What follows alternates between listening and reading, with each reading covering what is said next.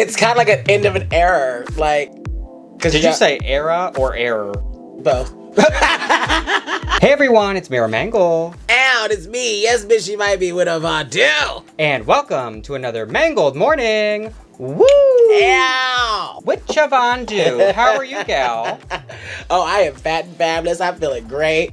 I'm looking good in my sundress. Yes. I know. I love it. I love this color. This is what Chavandu on vacation. Well, you're here in St. Louis, here at the Arch. Yes. Come on, the Arch. I mean, I don't know if we're the right city to be like resorting vacation in, but you're actually in town for a special occasion. Yes, bitch. We filmed something very fun today. Or, well, we shot something fun today. We also ate something real fun today, too. And drank something real fun, too. We're a little toasty. We're a little toasted.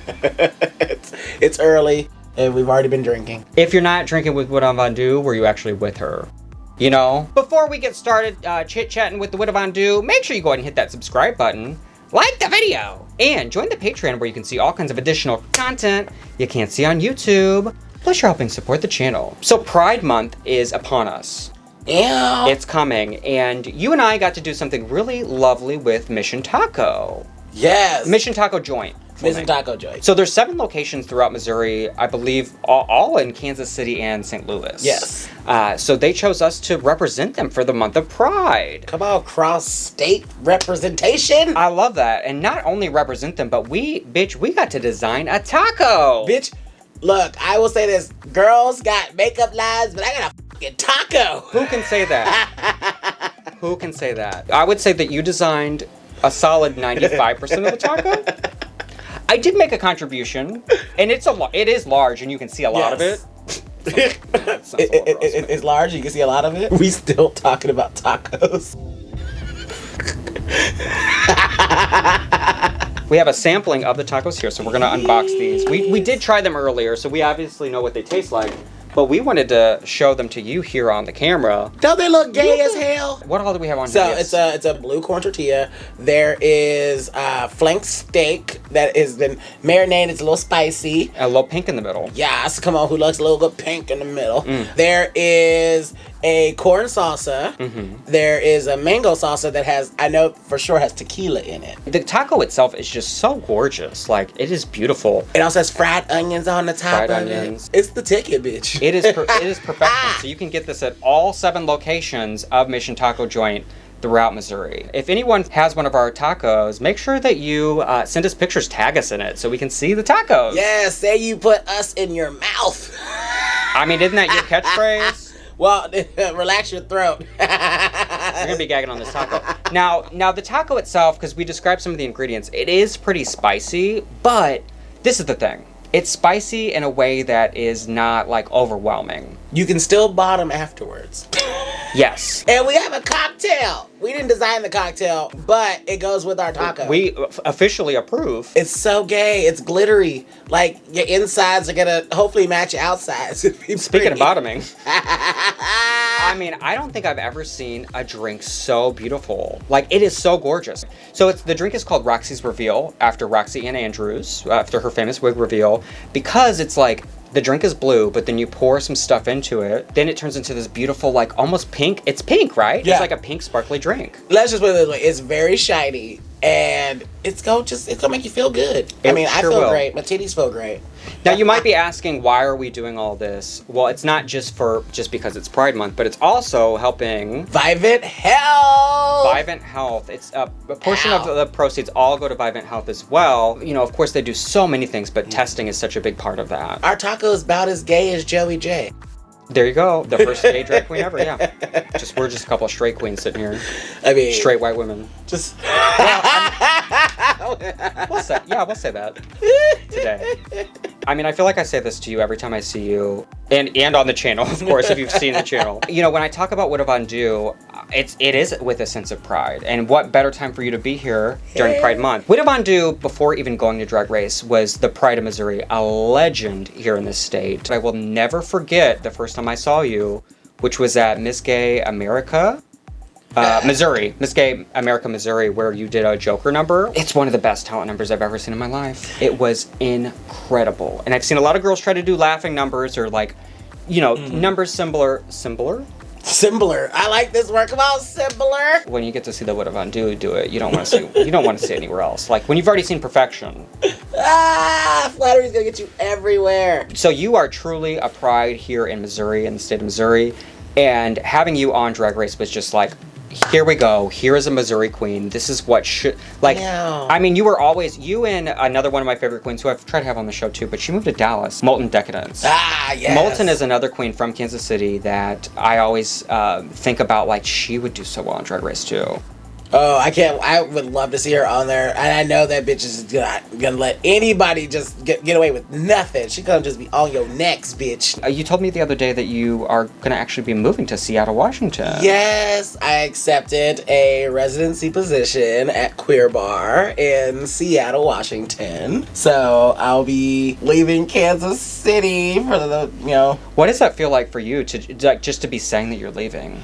It's kind of like an end of an era, like. Did you say era or error? Both. It's the end of an How long era. have you been in Kansas City? Well, I've been doing drag in Kansas City for 15 years. Yeah. So it's like. Have you always lived in like Missouri? For most part. Like this is taking me, my dog, and everything across country. So it's a little scary, but I'm ready for the foolishness. I'm ready. I don't know if Seattle is ready for me. That's what I don't think they're ready. I've been calling myself the Wicked Witch of the Midwest, but now I can actually be the Wicked Witch of the West. There you go. There you go. Change it up. It's going to be crazy though because you are such a huge part of Missouri drag. So it's just going to be it's going to be insane to think of you not being a Missouri queen. You know, I mean, you always will be in your heart, right? I mean, I still haven't worked out the catchphrase yet because it's KCMO is where you can find me. Oh yeah, you're gonna have to write a new verse. I know. I was like, how can I put? I mean, I started calling Seattle, Washington, CY. Yeah, that works. I mean, you'll be fine. CY is where you can find me. Your rapping is not going to take a hit because you moved to Seattle. I mean, I'm still gonna represent Kansas City, so. And that's the thing too, is that at the end of the day, no matter what, you're always gonna rep your home state. How did you get involved with drag? I couldn't figure out why anybody wanted to ever do drag at first. I was like, why would you want to do this? Like, why? And a friend of mine was doing an actual Pride benefit. Here on Pride Month. Was doing a Pride benefit with our youth LGBT center that we had. And he's like, I need queens to do it, and everybody keeps dropping out because they were working at bars and the bars would pay them. So instead of doing charity, they was like, oh, we're gonna make this money. And so I was like, well, no, I'm not doing this with you. And he bugged me. I got in at that time what I thought was the geesh. So you got roped into it by charity. Yes. And here we are now talking about charity. Raising money for charity. 15 years and they changed. At least now we get free food. How about that? We got to design our own food. I mean, and my taco tastes great. You've been saying that for years. That's written in the stalls at Mission Taco. Riddle's Taco. I wrote it myself. If you can't promote yourself, who the hell can you promote? How can you promote anybody else? We're talking about Pride. It's Pride Month. What makes you prideful? Just in general, whatever first comes to mind. I mean, I get to live my truth. And, I stumbled upon my first Pride in 2006. And that's when I first saw RuPaul on the stage because he was performing at our Pride. Oh, wow. And so, I literally was just... What an ultimate first way. Well, I was riding a bus going somewhere else and I just saw all these flags and stuff and all these people. I was like, what is going on? And so I just got off the bus and I was like, I don't know what this gay is going on, but I am here for it. And the next thing I know, I see RuPaul on the stage singing his heart out. And I'm like, wow. Very first Pride. That's a good Pride. Pride is like Christmas and Halloween combined for drag queens, honestly. The amount of stuff going on. I love you said Christmas and Halloween, and neither of those are his warm months. I love those months. That's the thing, too. We were talking about this earlier when we were doing our photo shoot. I mean... Hot. If I could just be a winter drag queen. If I could just be a winter drag queen. I will say this about Seattle. I've been in drag in Seattle once. It didn't sweat. The temperature's very, even. Yes. Yeah. We get that, New Orleans heat here in Missouri. Like I mentioned, you were on RuPaul's Drag Race, season 12. Yeah. Let's talk about that. What were some of your highlights of your journey? I got to perform 2 songs in front of the artist that wrote them. So that's a big highlight. Winning a challenge is a big highlight. There were so many great moments up until that last one when I got eliminated. Well, yeah. I still think that you should have won. Let's talk about this. I still think you should have won the world's worst challenge because, well, you or Heidi. I thought you and Heidi were the best ones. And it's not just because I know you guys. And I've said this prior to like spending significant time with you guys. You slayed that. And how is it your fault that everyone else on your team sucked? Hey. We all sat down and you were hilarious. I was like, I can play any of the 3 characters that we have. You could have done it. And I was like, I could have played the ditzy, sexy one. I could have played the overly smart one, or I could have played the drunk one. I was like, girl, I can do any of the roles. You just say which one, and they want their roles. That's great. And I'm like, girl, it's barbecue sauce. That's so good. such a bright spot and such a dim moment. That was actually one of my favorite moments of the show, was doing that. Because I was like, this is going to be so stupid when it comes out. And it was, but it worked. You made it work. I mean, yeah, talk about highlights. You lip-synced in front of Nicki Minaj because you won the challenge. Ew. I still to this day don't think anyone has slayed a first episode the way that you slayed that first episode. I wanted to just show out. Like, this is day You one. did. And I'm like, so day one, you want me to do what I do best. And this is what I do best. Well, It's here we go. dancing, rapping, and entertaining. You want me to do what I do best in front of the person that, okay, let's do it. Let's get a little nasty though. Let's talk a little bit about, there was some drama around that as you guys were planning the number. Was there I guess, is what we saw what we got, or was there more to that moment? Or can we not go too deep into it? You can just say yes, no, maybe.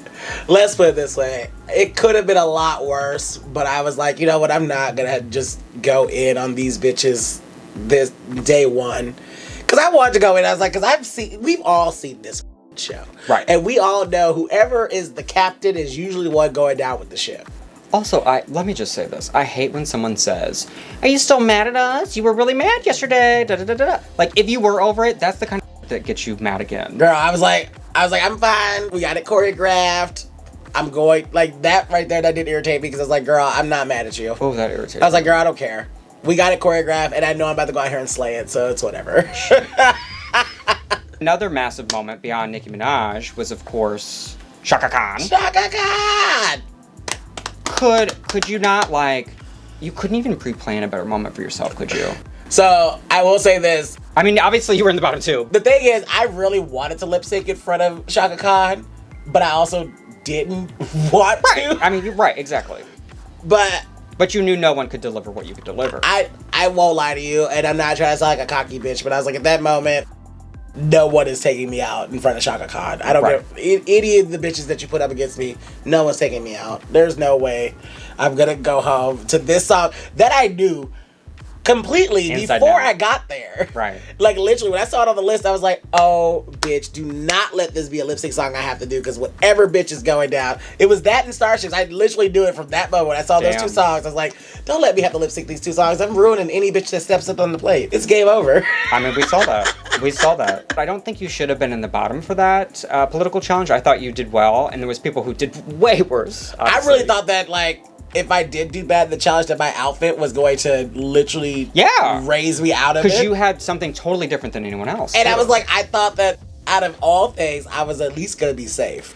So that's why I was so frustrated. I was like, girl, I thought I did really well. And I felt like I did. And even watching it back, I was like, yeah, you still can't tell me I did bad. And no, and again, if you like you said, like if you look at it compared to everyone else, you fall middle of the pack versus there was some that were like not great at all. And see, I can accept that. I can accept that I didn't win, but I won't accept that I wasn't at least safe. Right, you were like, well, I know I didn't like slay to win the challenge, but I know that I didn't deserve to. Yeah. I will say, if I would have made it through that though, the rest of those challenges was going to be a breeze, because comedy challenge had it. Stand up. Rapping challenge at a little dancing challenge at the end would have had it. The last one, yeah. Makeover challenge, I can put another bitch in drag. I was actually hoping that if I was going to still be there, I would have got Heidi's girl, because I was like, yes, come on, thick and juicy's walking down the runway. Yeah. I also would have had her put on heels too. Oh, and you would have had those little Leslie Joan heels that she could have rocked. You'd show mother it right, bitch. That would have been perfect, honestly. Oh, it would have been everything. I'm like, yep, I got a little cute little shoe for you, bitch. honestly, you had so many great moments with all the judges. I mean, first of all, season 12 is one of the best lineups for judges, period. Yes. Oh my God. I mean, there's not many seasons that can top that. Your moment with Leslie Jones with those shoes was so funny.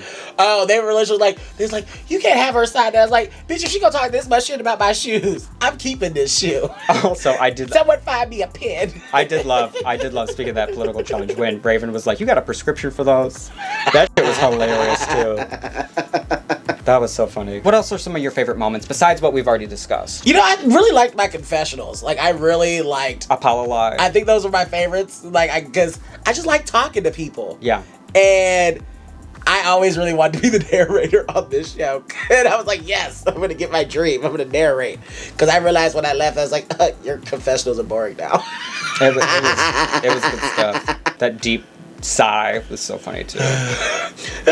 Do you hear all the air that I'm exclaiming from my body? Because it's real. This is the thing, too, that sometimes I felt with your season. I'm not going to, name anyone specific, but sometimes I felt like maybe people were that kind of season 10 thing that we see where people are acting for the camera, right? And so, like, sometimes to me, as a viewer, it felt like you were the person that was reacting to people not being authentic. Because the thing is, like, if you don't got it, there's a term that I've learned. It's like a fart. Oh. If you force it, it's probably... That can be dangerous, and especially in drag. Oh. You're going to ruin a whole lot more than just one pair of underwear. One of my favorite moments of yours as well was the Gays Anatomy Challenge. I mean, first of all, everyone really slayed that.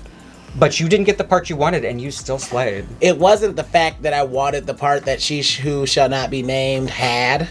It's the fact that I didn't want a part that I already knew that I could do. Gotcha. Already. You wanted to do something I was like, different. I wanted to do something that was different for me and see if I could do it. Right. I know that you should probably go with your strengths on Drag Race, blah, blah, blah, blah, blah, blah, blah. But who gets on this show just to always play do what it they've safe? already done, yeah. And I was like, yeah, I could play a drunk, pregnant, drag queen, teenager shouting all across the room. That's what I do now. Ask my 9 kids. From your season, who are some of the girls you're closest with? Everybody black. So Jada, Heidi. For real though, I am mostly close to Team Chocolate, which is Jada and Heidi. You get to see your girls often? I at least get to see Heidi and Jada more often. Like, we talk more. Like, the New York girls, they're mostly with each other because they're all in New York. Right. And, Heidi lives on the West Coast. Jada still lives in Milwaukee. I live currently in Kansas City until a couple of... You'll be closer to Heidi. Yeah. That'd be nice. And so it's just, we didn't get to see each other throughout our season like most other seasons will. That's true. So I don't actually know so I don't really know how... You didn't get to form your relationships the same way the other seasons did. Yeah. And so it's also kind of weird because, like, still don't really know any of y'all. That's so crazy. That is crazy to think about because those girls, I mean, pretty much any season before the pandemic, they would all go on tours together. At least a few cities. Let's see, the last time I saw Nikki Doll was Press Week. There you go. See, that's crazy. That's crazy. One of the last shows I actually saw of Drag Race Queens right before the pandemic was a season 11 tour, which was so fun. And it's interesting because you get to see the girls in a different light. You get to see them more relaxed and more fun. Must be nice to have a season tour. Well, must be nice. Maybe for All Stars, you can do a season tour. Would you ever want to do All Stars? If they ever call me. Well, there you go. At the very least, even if you're not on All Stars, you should be a lip sync assassin. I mean, I just want to be called back for something. At this point. God. You make me feel like I'm on Grindr. Like, just somebody. There's somebody. I just want to be called. It's the end of the night. This is the sidewalk sale. Someone come pick me up. Right. At the end of the day, I just want someone to look at me and tell me I'm pretty. Pride Month. So you're moving to Seattle. What else do you want to do? What else has Widow Von Du got going on in the future or want to do for the future? I mean, I'm currently, still working on my second album to come out, Widow. Oh, we didn't even talk about your music. But I had The come out already, and I'm working on stuff to come out for my next one, which is Widow, the self-titled album. So the first one was called The. Next one, Widow. Is the next one going to be called Von Du? Mm-hmm. There you go. And the last one is a two-parter, Von and Du. Am I right? Yes, you are. Because the last one will incorporate most of my children. to I love to do that. songs with us because Yeah, it's gonna be you the gotta- House of All-Do. You need to be one of those queens that goes and does like a play in London or something too, though, because you're such a good actor and improver that you need to be involved in something like that. And see, I give a lot of those props to late night theater in Kansas City because, you know, I can't, because, you know, with all these tattoos and stuff like that, you can't really get on like actual like shows to do plays. Right. And late night theater, which is, you know, hosted by Ron McGee and Dirty Dorothy and the whole late night theater crew, you know, they were like, we don't care if you have your tattoos. Right. Like, they were like, we don't care. First of all, you're a drag queen. So it's like no one's believing that you're, you know, like, the tattoos aren't going to take you out of the fantasy. Like, literally. Right.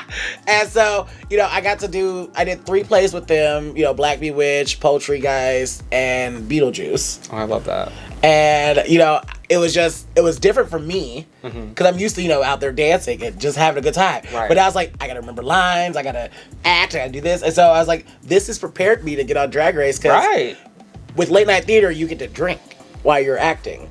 And so if you get too drunk, you forget your lines. And you improv. And you got to improv. Yeah. But the person that's working with you has to be able to do yes and at the same time. I would love to do an actual play, in London and stuff like that. Like, I would love to do some shit like that. And I just say London because that's where I always feel like the girls, like, that's where that happens a lot. Because in Willem out there right now. Willem and Latrice are out there doing that right now, yeah. You should be doing something like that too, because you can do all that. You have all those skills. Well, hopefully when everything officially, fully reopens. Yeah, you get some more like, opportunities. Are you going to give birth to more children? I don't know yet. You're going to have some Seattle babies too. I was like, I don't know yet. I was like, I wanted a solid 10. A widow is somebody whose sperm her ovaries just, cook.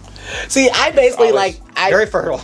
Like, for me to have drag children, I need people that want to learn from me and how I did this process. Right. But also know that you can do this without spending 15 years to get there. Well, also, I mean, I know I haven't seen all your kids, but I know that a lot of them that I've seen are such good representations of you, and I see that in them. It's like we have a big, name to live up to in the city. Yeah, I mean, one of the biggest, right? Yes, because I built it before I got on Drag Race. Exactly. So I was like, exactly. This was not even exactly. and that's what I was saying at the beginning is people don't even understand how huge of a name you were prior to being on Drag Race here in the state. And I was like, I wanted to make sure, if I never did get on Drag Race, then I wanted to make sure that I was doing something big, at least in where I live. Widow, thank you so much for being here. I'm so excited to create a taco with you, to drink with you today, and to have you finally here on Mangled Morning. Yeah. I'm not gonna say I shared my taco with the queen. we created a taco and shared it to the public together. Very moist, very delicious. It is very moist. It is. Very pink. Lots of colors. Are we still talking about the taco? That's for the people to think about. It's none of my business. We are so glad you got to see us. Bye.